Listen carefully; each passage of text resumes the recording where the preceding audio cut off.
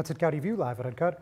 I'm your host, where what you see is what you get, and what you don't is better yet. John Arhitis at another episode of Hudson County View live at Uncut.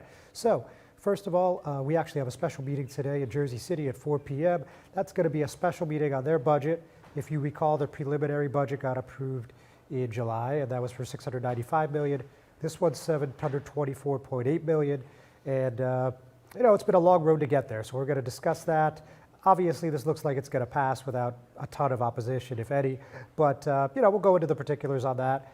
We're also going to talk a little bit about what's been happening in these Board of Education races. There's a lot of bad blood here in, of course, again, the Mile Square City. And we haven't said a lot about Bayonne and Jersey City, but we're going to try to touch on those as well. And we're also going to talk about what's been going on the municipal level. And today my guest is First Ward Councilman Mike DeFusco, a good follow-up to last week's guest, Paul Presenzano.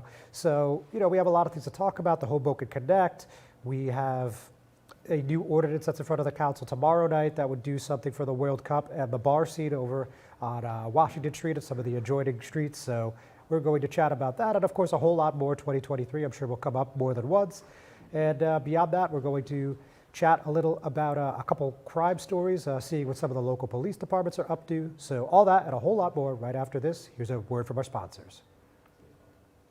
Burns Brothers Memorials, Monuments, and Markers, 787 Tunley Avenue, Jersey City. Hudson County's only monument maker, serving all faiths and cemeteries. Design, studio, and large inventory on site. Cemetery inscriptions and custom orders welcome. Burns Brothers Memorials, Monuments, and Markers, 787 Tunley Avenue, just south of Secaucus Road. Craftsmanship that will last for all eternity. Burns Brothers, Jersey City, Albert H. Hopper, North Arlington. Visit us on the net. Stevens Jersey City Ford Certified Parts and Service, located at Route 440 and Communipaw Ave, is your #1 source for Ford and Lincoln automotive needs. We use certified Ford Motorcraft products to keep your Ford running in top shape. Motorcraft parts are backed with the Ford warranty, which includes a 2-year unlimited mileage guarantee. Our team will have the right Motorcraft part to ensure the best performance from your Ford or Lincoln. You can order in person at the parts counter or online. Let us help keep your Ford or Lincoln in the best shape at Stevens Jersey City Ford. Consumer Carpets, 3408 Kennedy Boulevard in the Jersey City Heights, your one-stop store for residential and commercial floor treatments, carpeting, linoleum, tiles, laminates, hardwood floors, area rugs, remnants, all major brands, all in stock. Free estimates, same-day installation. Consumer Carpets, it's savings, selection, installation. Credit cards and debit cards accepted. Financing available. Consumer Carpets, price to fit your budget, installation to fit your schedule. On the net at consumercarpets.com. Consumer Carpets, Jersey City, 201-792-2712. Hudson County View live at Uncut. John Arhitis. As I just mentioned a few moments ago, today my guest is Hoboken First Ward Councilman Mike DeFusco. Councilman, thanks for coming in. John, it is good to be back. It's been a while. Yes, it's been too long actually, but always good to see you. So let's talk about something that just happened, I believe it was September, but just a couple weeks ago, the Hoboken Connect project. We saw Governor Murphy, Mayor Bala, yourself, and a whole laundry list of electeds that were celebrating this addition to the First Ward. Most people used to know it as the Hoboken Rail Yards Redevelopment Plan. Sure. Almost 2 decades in the works, and finally it looks like we're at the goal line, if not even a little closer than that. So just tell us what this means to the First Ward and why you're happy to be a part of it. I couldn't be more excited and proud of the work that we've done over at the Rail Yards, John. When I first ran in 2015, it was to bring new energy and new ideas to underutilized parts of my district, thinking of creative ways where we can economically stimulate Hoboken and the state. And the Rail Yards project, now called Hoboken Connect, is a multi-million dollar, hundreds of millions of dollars investment by the federal government, the state, as well as Elcor, a preeminent developer internationally, to not only bring 20% affordable housing and world-class architecture to the train yards, but something I've promised now since that 2015 election, a European-style market at the train terminal. This is a place where makers, creators, artists, and innovators are going to be able to set up shop and, in a true collaborative environment, bring energy back to Hoboken. Hoboken was always a place where artists thrived, and in the last 20, 30 years,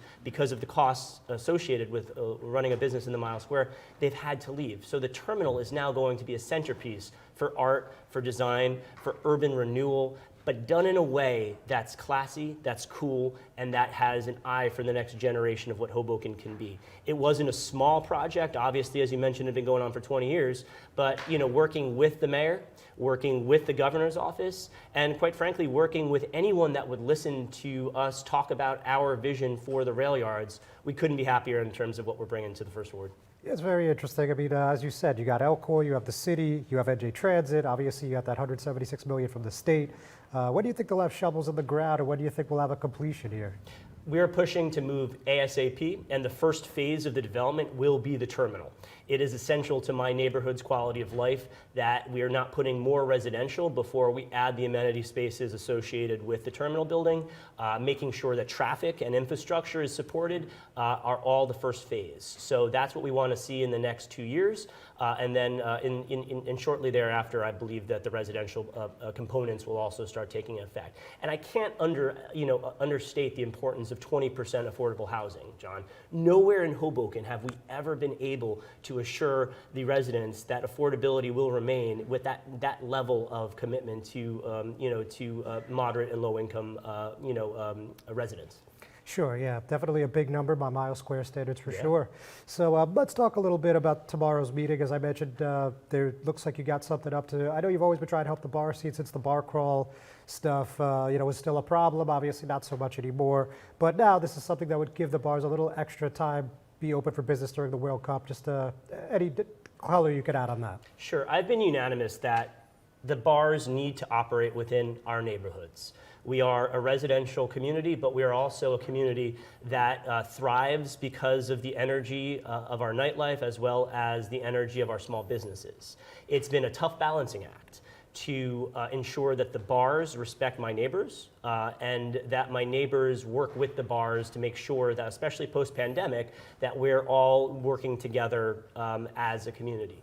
So really proud to put up a piece of legislation tomorrow that every 4 years during the World Cup, which as you know takes place 6 to 7 hours ahead of East Coast time, that bars would be able to open up in line with European time, enjoy a festive atmosphere respectfully under the watchful eye of our, all of our public safety departments, but also celebrate a sport that is now not only internationally renowned, but becoming more and more popular in Hoboken. Soccer, football, whatever you'll call it, is a sport where we can all come together and support. So I'm happy to back the bars on this one, but also I cannot underestimate that my watchful eye is always going to be on quality of life and making sure that my streets and my neighborhood and that my residents are taken care of on that front. This would be about a 9 a.m. open time? I believe it's 8 a.m., about 8 a.m. open time. So you'll come and have a pint with me, John? Sure, why not? We'll get there like 7:55. It's early, but for World Cup, I guess we could make one exception. Done and done. Okay, so yeah, I mean, you may have seen last week I had Paul Presenzano on. Of course, Sure. a supporter, First Ward resident, and a lot of people are speculating on 23. I mean, it's Hoboken. That's what speculation is over there, right? And he said, at the moment, I have some interest, but my guy's Mike DeFusco, and until he tells me otherwise, I'm not doing anything. So what are your plans for next year? Paul, listen, I am not going anywhere. I'm the city councilman. I plan on running for re-election next year.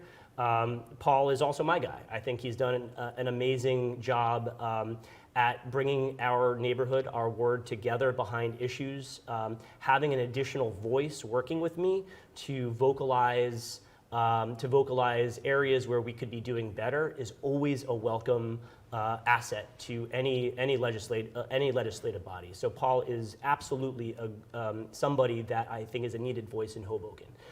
There's been a number of speculations that because of my work schedule, because of my career that has really taken off in the last 3 years, that I may not be running for re-election. My hope is that I'll be able to balance both my professional career as well as my service to the First Ward and continue the amazing work that we've been up to over the past 7 years. From, as you mentioned, the terminal, to making sure that we acquire Union Dry Dock, to relocating the municipal garage, to public art, to finding $3 million to renovate Court Street. I think it's very hard to say that I have not been delivering first and foremost for the residents of the First Ward. Politics, John, is always gamesmanship, I've been doing this for some time. I am very, very ready to defend my stance in any potential election in the coming year. Councilman, thank you very much. We're going to take a quick break. Don't go anywhere, ladies and gentlemen. We'll be right back.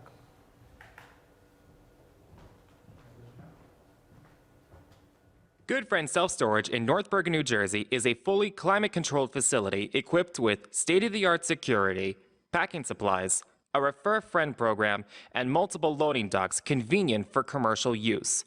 Located just off of Route 3 at 4301 Tunnelly Avenue, Route 1 and 9. Call 201-867-2444 or visit us on the web today. Good Friend Self Storage. Let us be your good friend. Hi, I'm Joyce Waterman, your Jersey City Council President. Do you know there is a misconception about the Jersey City tax bill? As the Council President, I want it clear I'm only responsible for the city's budget. I have no authority over the Jersey City public school budget, none whatsoever. The last couple of years, the taxes went up due to the increase in the Jersey City Board of Ed budget. It has nothing to do with Jersey City. We need to come together and begin to make the Board of Ed accountable. Not only are our taxes unnecessarily high because of the increase in the school budget, but the United States Department of Education has determined that the state of New Jersey underfunded our district. Yes, we are underfunded. We, as residents, need to come together and raise our voice and ask the Board of Ed to be accountable and also ask the state to be accountable. I'm Joyce Waterman, and now you know. Paid for by Jersey City. Make it better. Hudson County View live at Uncut. John Arhitis, and I'm still with Hoboken First Ward Councilman Mike DeFusco. So, Councilman, you gave me a lot more than I was anticipating. So we, look forward to seeing you seek that third term. Now, there's been speculations that you've been able to collaborate with the administration on things like Hoboken Connect, like some of those art projects. People are, there's a rumor propagating, I guess I could say, that you're going to be running with Team Bala. And is there any discussions about that? Any possibility at all? Politics is the art of the possible, John. It's about how we build alliances. I can think of no oppositional force to the administration that had been stronger than me over the course of 5 years. It took a great deal of energy, both positive and negative energy, for me to wage that fight. I have found over the past year that I can disagree with this administration in a professional way, in a political way behind the scenes, where we have our voices heard, but it doesn't always need to be in front of the cameras. And I know the media and the public as a whole sometimes likes to see this unfold in front of the cameras. But again, I think from what we've accomplished together, Ravi and myself, we're stronger together at this stance, at this point in time. That is not to say that I'm going to be voting with the mayor every vote. I could already tell you a couple times, the public information officer at the last meeting, for instance, that I voted against the administration. And I said I didn't think it was a worthwhile investment of tax dollars. There will always be that oppositional force that I exude, but it is going to continue to be in a very productive, apolitical way. I want things done, I want them done fast, and I want to see Hoboken continue to move forward. I doubt I would run on a ticket with the mayor. I would, however, like to work with the mayor on making decisions for the city that are less political and more policy-based. So however the administration wants to handle that in the next couple of years, I'd be open to further discussions on. All right, so you're taking a more diplomatic approach. I mean, look, it's been a wild ride, right? Like, I mean, you kind of made your name, if you will, about being the chief opponent of the mayor. You guys had that really close mayoral contest, and now, you're at this point where you at least have a semi-cordial relationship, and no one would have guessed 3 or 4 years ago that could ever happen, right? Well, I think you got to give us credit, right? Being in the public spotlight, running an election the way that we have run over the past many years, it's not easy to put the past behind you, John. But you have to give me credit, you have to give Ravi credit, the mayor credit, in putting those personal feuds aside for the best interest of Hoboken. And I don't see that happening in many places in politics, right? Statewide, nationally, but we're doing it right here in Hoboken. And the mayor knows this because I've enjoyed many a good conversation with him, that again, the past is the past and the future is what we make of it. And so that is what I want you to know. That's what I want my residents to know, that you're always going to have an independent in me. And I will always have new ideas that often verge from the administration. But I think that we're going to get more stuff done, more policy, substantive policy done working together. And if that changes, you'll be the first to know. But like, as of right now, I'm really enjoying the positive working relationship. All right, crystal clear. Yeah. So another thing that was recent that you and I haven't discussed, I mean, not yesterday, but recent enough, you had this campaign finance case, the city clerk filed this thing and went on for years and years. Finally, we got a resolution a couple months ago where it was dismissed. This was the outcome that you told us that we would see. And how do you think this impacts 23, if at all? From the day the campaign finance summons was issued, it was improprietous, and I think that the judge's decision clearly showed that. It just took 3 years, countless dollars to defend myself, and that's the kind of political nonsense that I want to take out of Hoboken politics.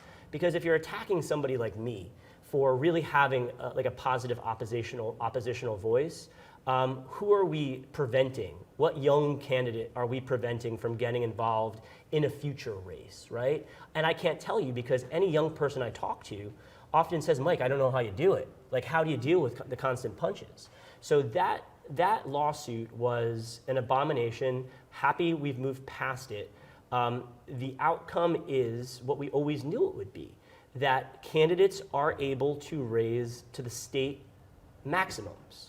It's not up to a municipality to determine what the maximums are. It's up to the state. So it's all been enshrined in state law for years. Unfortunately, I had to be the test case to bring this through the legal system, but we succeeded, and I think that the judge's decision speaks for itself. All right, very good, Councilman. And finally, I know that you attended the Kids First Board of Education Slate fundraiser last week, so I was curious, is that an endorsement, or will there be an endorsement coming, and why or why not? I haven't fully decided whether I'm going to officially endorse, but I will tell you why I was at the fundraiser. I believe in independents that stand up against the political infrastructure and the political class. The current Board of Education candidates that are backing the other slate, not Kids First, have been in power for 13 years plus years, and I just think that having independent minds on the Board of Education will be a simple check and balance to governmental spending. They will introduce new ideas, and I think both sides have great thoughts and great intentions for our school-aged families. It's just that I always think having a counterpoint in any legislative body is essential to democracy. There's also Pat Waiters, who's an independent candidate. I think the world of Pat. So I can't tell you if there'll be an endorsement, but I think independent candidates, we need more of them in Hoboken, on the school board, in the first ward, wherever you have an election. I think that there needs to be somebody that has an alternating viewpoint from whoever else is in power. Excellent, Councilman. John, Let's good not seeing wait you. so long next time, but No, thanks for I'll be coming back. back. I'll be back. All right, ladies and gentlemen, thanks for tuning in. We're not done yet. We'll be back after this commercial. Panapinto Properties, Jersey City, shaping the workplace with state-of-the-art office spaces and addresses your company desires. Building residences that define your home environment, adjacent to all modes of transportation with on-site parking available. The right address, the right lease. Call 201-521-9000 or visit online at panapintodevelopment.com. Panapinto Properties, building Jersey City for everyone. Newport, the luxury waterfront community on the Hudson River, offers a quality of life you deserve in one of our many high-rise towers.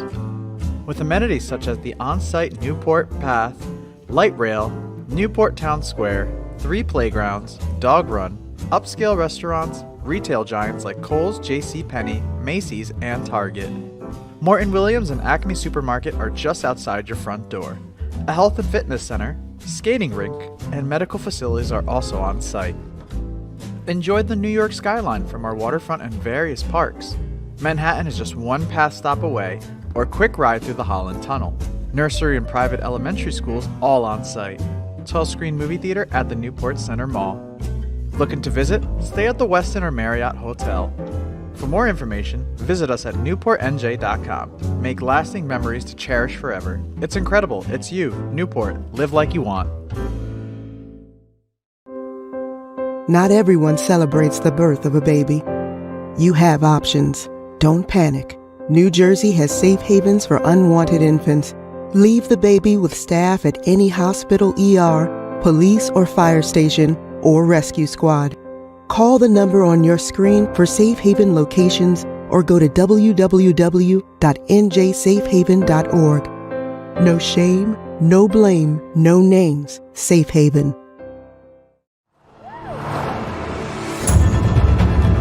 This thing rips! Oh, it is so quick.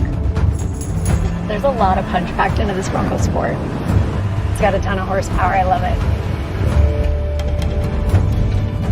All right, now we're getting hairy. Now we're getting the fun stuff. Yeah. I like how we can get over or around almost anything. Yeah, I dig your ride. I super dig it. It's gonna be a good day. Growing up can be tough on kids. So much is going on in the world that can cause depression or anxiety. Unusual behavior for more than 6 months could mean they need help. Don't wait. For real-time mental health support and counseling, call New Jersey's Children's System of Care. CSOC offers free mental health supports, substance use treatment, and services for intellectual or developmental disabilities for all kids up to age 21. Call now, 1-877-652-7624. Introducing the all-new Ford Maverick. A truck for people who do stuff. And people who make stuff. People like Gabrielle Union. I make this look good, don't I? Who haul whatever they want to wherever they want. Like wood to build things made of wood with. And friends to get weird with. It's for long trips that the standard hybrid engine with a targeted EPA estimated city fuel economy rating of 40 miles per gallon helps with. That an 8-inch touchscreen connects with. And any trip that this interior makes more comfortable. But we'll let Gabrielle tell you all about it. Or I could just tell them it's a Ford truck that starts at less than $20,000 MSRP. Yep, that works too. The all-new Ford Maverick. Built to defy expectations.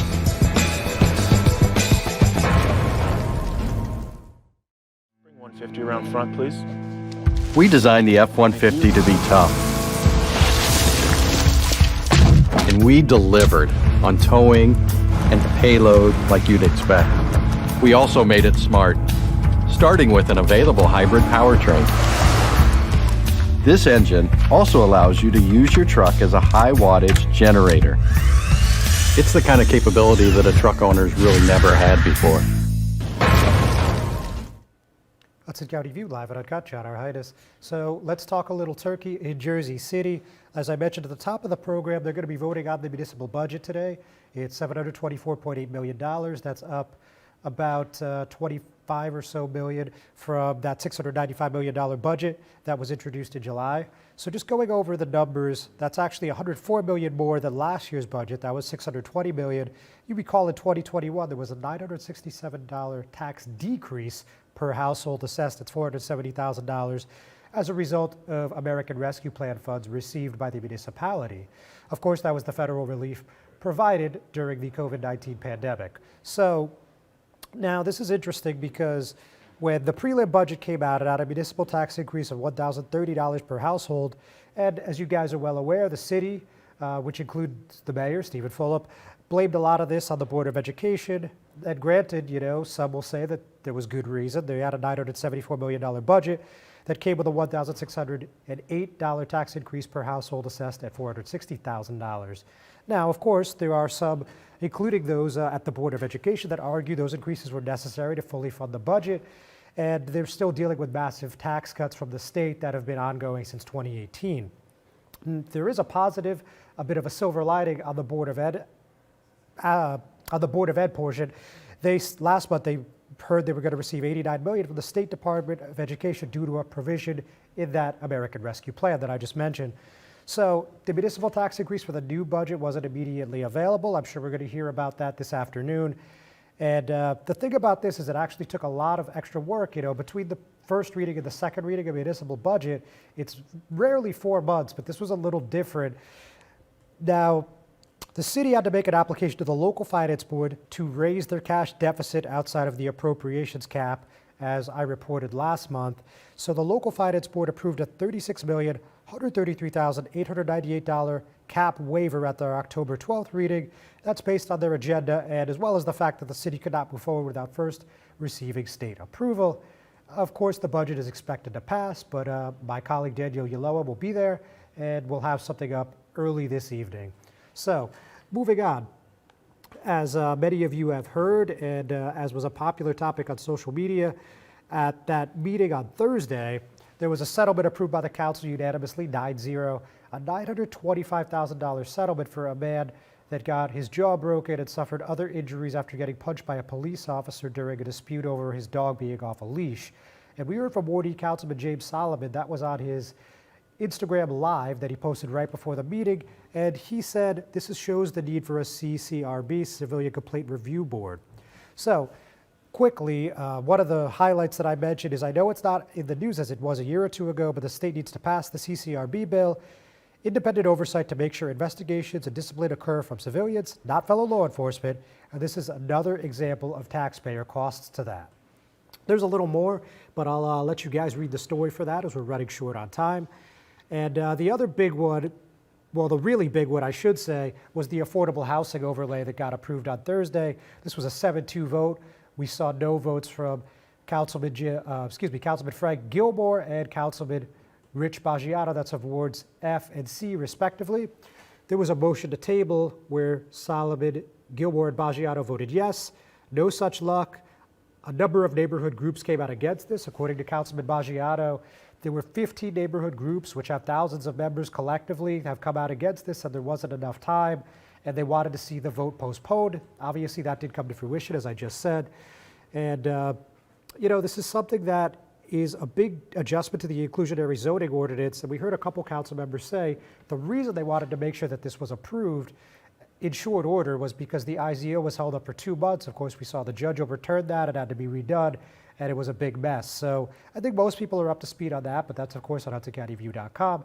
And actually, we're going to give you one before we go out of Secaucus. Now, there's a company that's called National Realty Investment Advisors, and we saw over the summer that they actually had a cease and desist letter from the state. Now, 2 of the top officials of the company were indicted for a $650 million Ponzi scheme, while a third pleaded guilty to their role. So Thomas Nick Salzado, 64, also known as Nick Salzado of Secaucus, and Ray E. Brigado II, 43, of Hoboken in the Republic of Philippines, are charged in an 18-count indictment that includes conspiracy to commit securities fraud, conspiracy to commit securities fraud, wire fraud, and conspiracy to defraud the United States. A third man in the scheme, he goes by the name Arthur Scatero, 62, of Nutley, and he's the former head of sales at NRIA, pleaded guilty to a conspiracy to commit securities fraud in the same scheme. This is something I've been following for about a year and a half. Salzado got indicted last late winter, early spring, and we've been talking to people, including cooperating witnesses, including to whistleblowers from other cases, and it's not surprising to me that this is the conclusion that we're seeing here. It's not quite over yet. We're going to see what happens with these 2 indictments. We're going to follow along very closely. So, ladies and gentlemen, thank you very much for tuning in. We're going to see you next week.